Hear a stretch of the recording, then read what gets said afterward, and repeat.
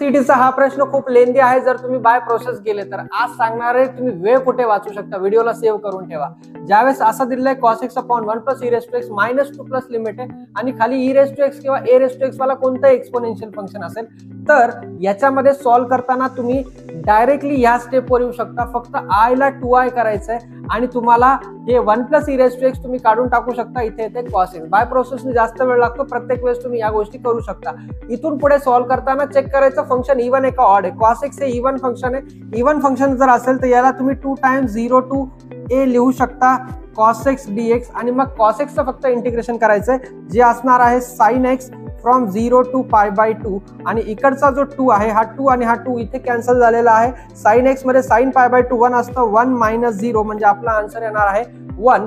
तर 1 आपलं correct answer आहे. तुम्हाला असाच प्रश्न सॉल्व्ह करायचा आहे. फक्त सॉल्व्ह केल्यानंतर कमेंट नक्की करा.